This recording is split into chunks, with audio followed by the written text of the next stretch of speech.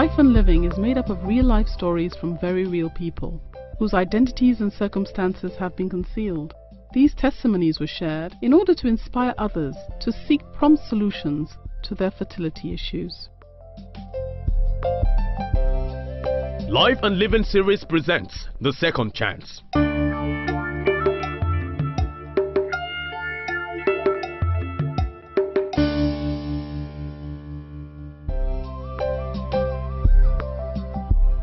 Hello, my name is Adanna.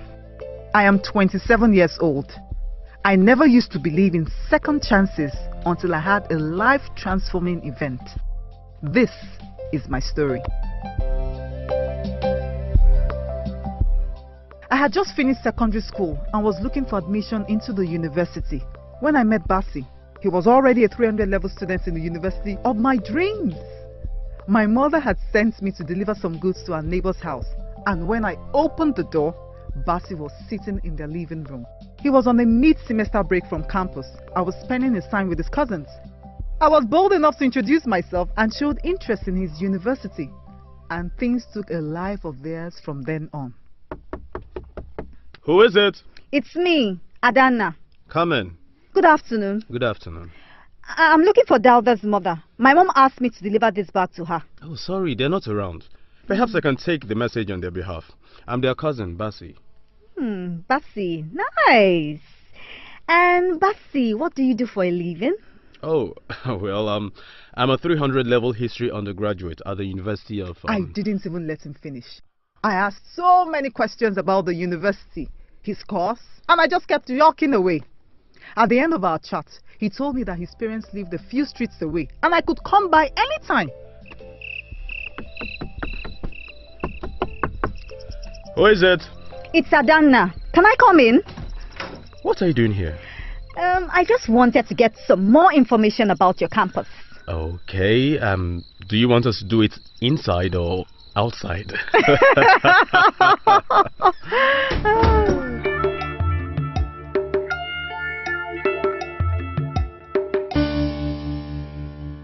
Things turned out a little differently that night. We didn't even just talk about school.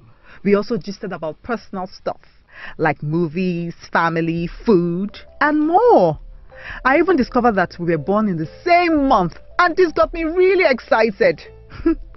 Before long, Basi and I were already making out. We found clandestine spots in our neighborhood to do naughty things, and it sure was fun. I was only 16, and Basi was 3 years older than me, so we had nothing to worry about. Or so we thought.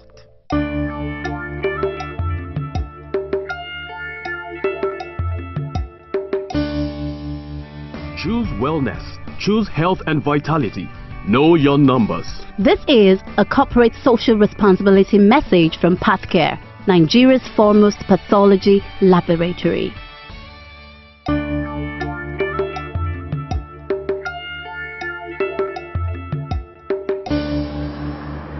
Ada, my friend. Yayene, how are you? Oh, Zainab, I'm fine. Kai, we don't see you anymore. It must be your admissions runs back. I wish I could say so, but I seem to have found something better. Come, let me tell you.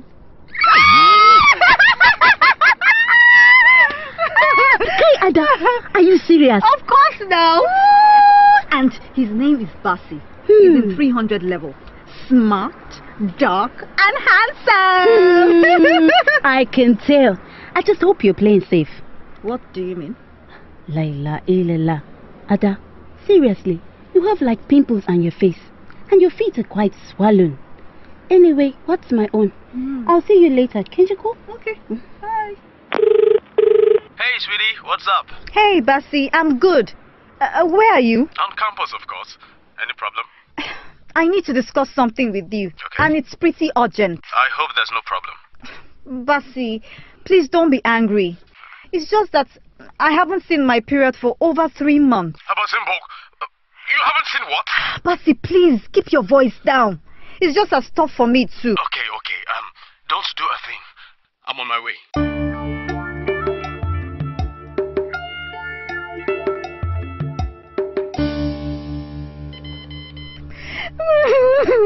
Please, Basi. let them hurt me, please. Adana, why are you behaving like a child? It's just a simple procedure. Many girls your age have abortions every time and nobody knows. Come on, behave yourself. Doctor, please assure her that everything will be okay. Young woman, what's your name? Adana. Adana, this is a simple procedure, just like any other. You might feel a little pain, but within an hour, everything will be over. You understand? Basi! Don't let them hurt me, please! Don't worry. You will be fine.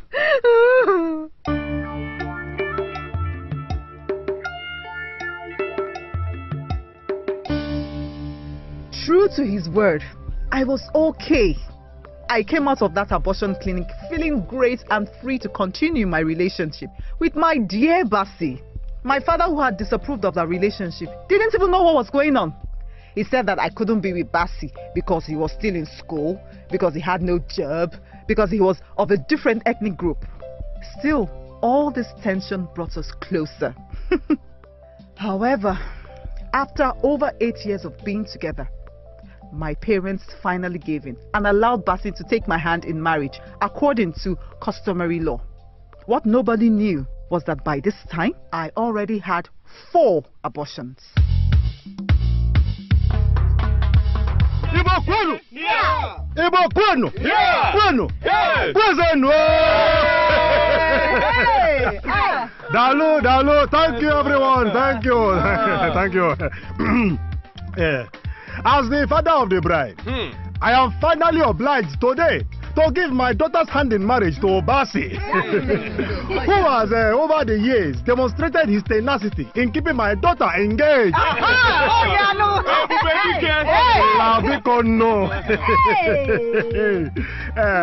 I therefore pronounce a blessing upon you and your family, that you will be fruitful and multiply and fill my clan with grandchildren.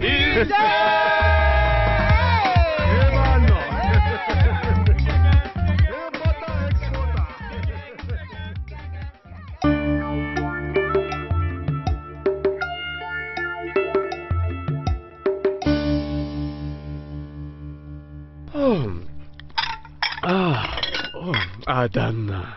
Look, the only thing that is still better than your cooking is your cooking.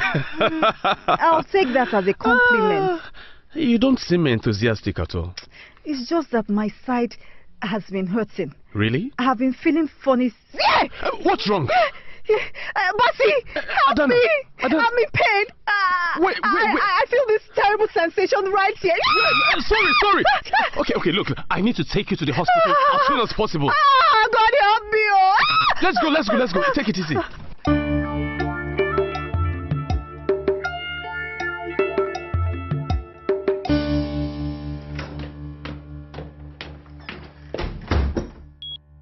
Mr. Basi. Doctor. Your wife was lucky. We almost lost her. Oh my goodness. She had an ectopic pregnancy. Another one? Yeah. What is going on, doctor? This is the second ectopic pregnancy she's had in less than 2 years. I'm sorry, Mr. Basi. I hope you understand the implication. Oh my goodness. What kind of life is this?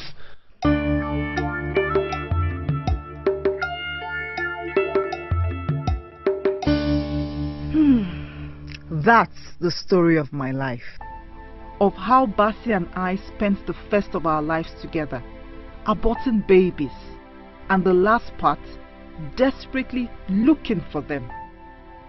After 4 abortions and 2 ectopic pregnancies, I now have a condition described as bilateral tubal blockage, where I have no fallopian tubes, and my chances of ever getting pregnant through natural means are down to the last digit.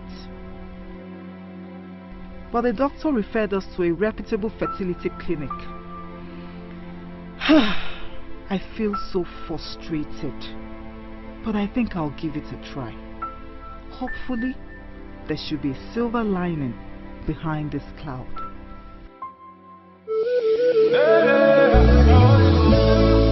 Life and living.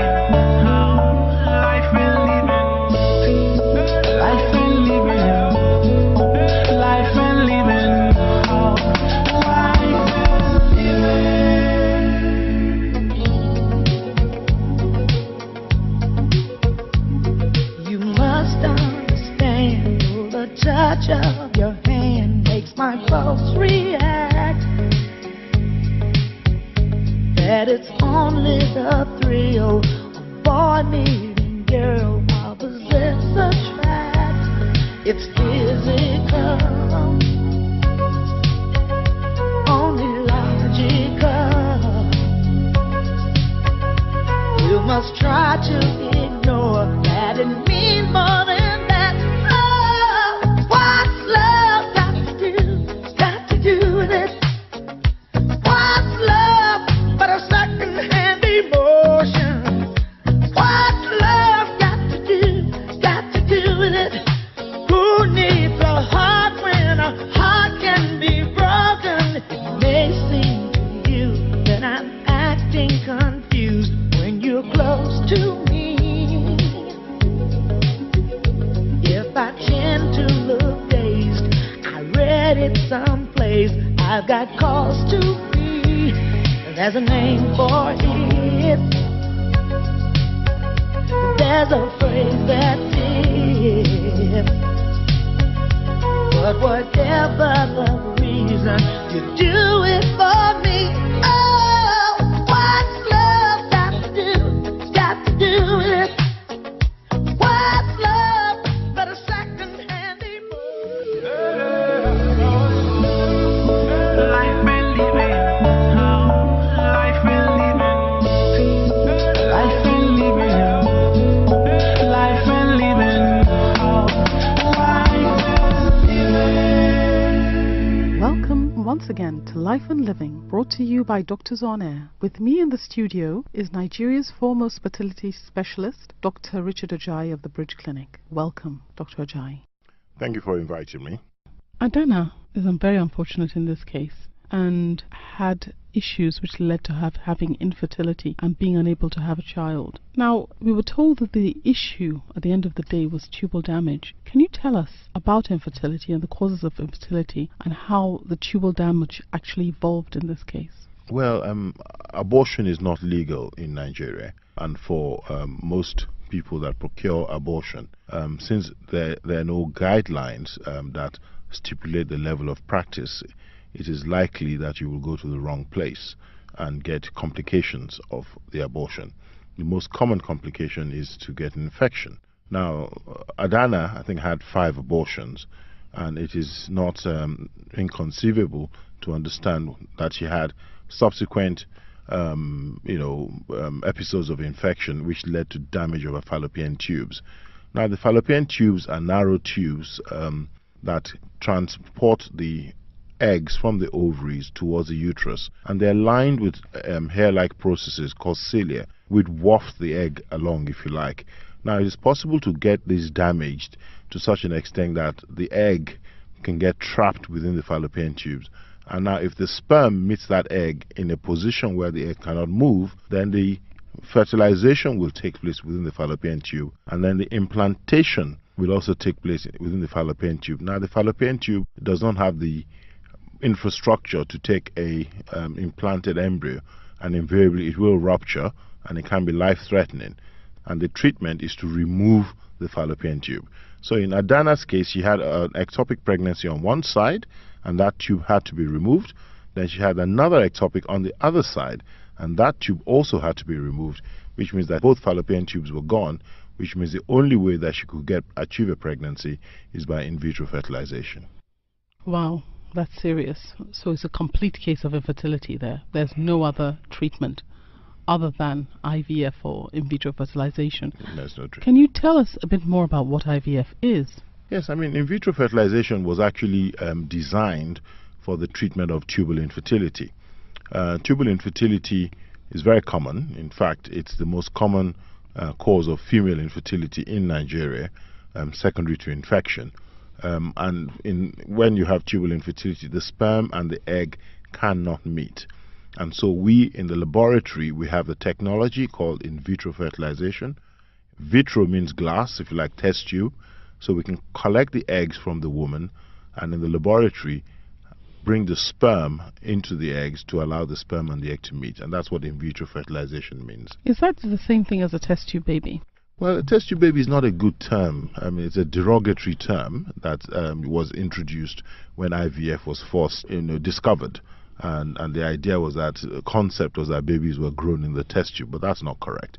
What happens is that fertilization of the egg occurs in a petri dish, and after fertilization, we transfer the fertilized egg into an incubator, and the whole idea is that the incubator simulates the environment within the woman so that the egg believes that it's still inside the woman's body and continues to divide as it would in the woman's body. And at the time when it reaches the uterus, which is day 5, we now transfer the embryo back into the uterus through the cervix, and hopefully it will implant. Instead of just doing IVF where we mix the sperm and the egg together, we generally do ICSI, which is intracytoplasmic sperm injection, to ensure that there is no risk of fertilization failure. How successful is it? Well, fertilization is extremely successful. We can control that. Generating the embryos in the incubator is also very successful. But after we transfer the embryos into the uterus, the embryo has to continue to divide. It has to connect with the mother's blood vessels to draw life. That is not within our control. And generally speaking, about 1 out of every 3 women that we transfer embryos into will get pregnant. Now, people would argue that you may be playing God. Is it true that in this area doctors are actually playing God? Well, I don't think it's possible for a doctor to play God, because a pregnancy from IVF, purely only God makes life. So if you get pregnant by IVF, I believe you've had a blessing from God. So we can get the sperm and the eggs together, we can develop them in the incubator, we can transfer them into the womb, but whether it draws life from the woman, I think that is still a miracle, and only God can define that. Now, what about the children that come out of this? Are they normal? Because one would have thought of, having developed in a test tube or petri dish or whatever it is, the issue is that it started in the laboratory, not in the woman as normal. Would they develop normally? Would there be any issues? Well, I think it's one of the miracles of life that life is absolute. There's nothing like half life or quarter life. Because if there's any problem with the development of the embryo, then the system just aborts and stops developing. And that's why, it's not 100%. And we have about young women, we can get nowadays about 40 to 50% pregnancy rates, but most women still will not get pregnant per attempt of IVF, and that's the protection that we have to ensure that the children are absolutely normal. IVF has been going on for a lot of years now, and we've studied the children, and the evidence is that children born as a result of IVF are absolutely fine. Now, you've mentioned that bilateral tubal damage is one of the commonest causes of infertility in our country, but it seems that people do seek treatment late. Is there a reason for this? Well, I think IVF as an option is not something people like. It's expensive. There are no guarantees. It's perceived to be painful. It's perceived to be stressful. Unless you have knowledge and clarity on your condition, it's easy to continue to trust God. So most people procrastinate and leave it to the last minute. Let's pray, let's go to this doctor, let's do this. But the shame of it, of course, is that there's an age-related decline in female fertility. So IVF is not something you leave until the last resort. It's something you do as soon as you get a diagnosis. Now, if you have a diagnosis as clear as blocked, damage of both your fallopian tubes, then you need IVF the moment the diagnosis is made, because you're not going to get pregnant any other way. Well, we're very happy then that this case was dealt with. Now, when there's a case of IVF and you take the eggs from the woman and the sperm from the man, how are we sure that it is the right eggs and the right sperm that are coming together, and that there's no error, and that the child we are getting is not somebody else's? Well, that's why it's important to choose where you do your IVF treatment.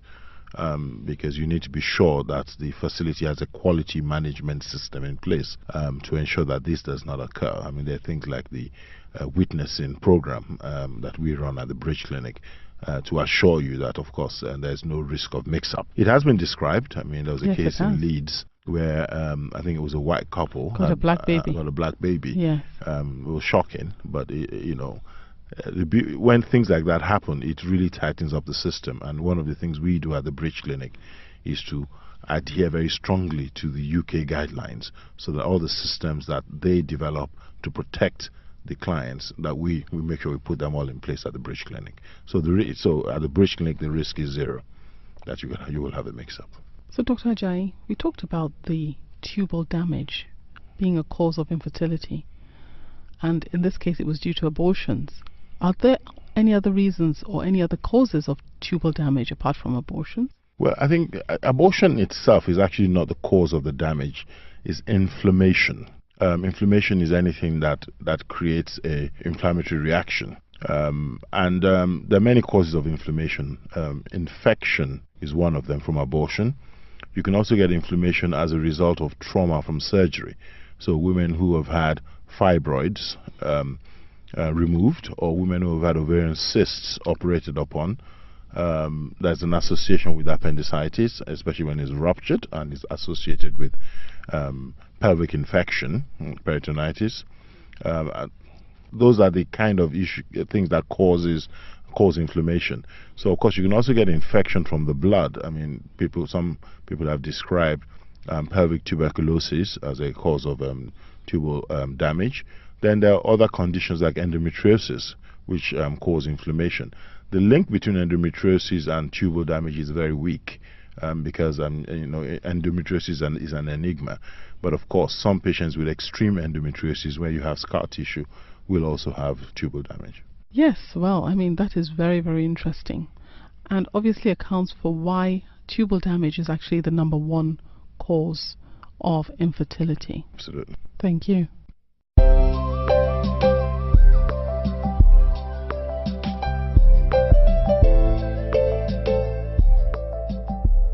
Thank you for listening to Life and Living. Remember that ultimately life comes from God, but it is your responsibility to make sure you have knowledge. You can like our Facebook page at www.facebook.com/DOA Life and Living, or follow us on Twitter at www.twitter.com/DOA Life and Living. If you'd like to get in touch with the doctor, you can send an email to doctor, which is DOCTOR, at thebridgeclinic.com, or text fertility to 20050. Thank you, and stay tuned at the same time on the same station next week.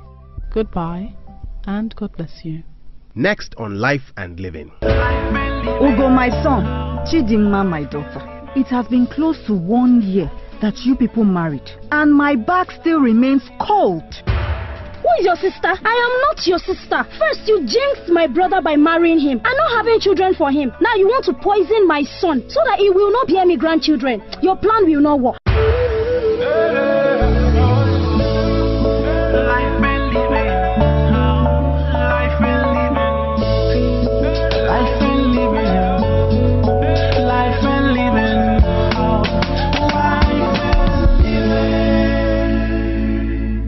Life and Living series is produced by Verdant Zeal for Doctors on Air.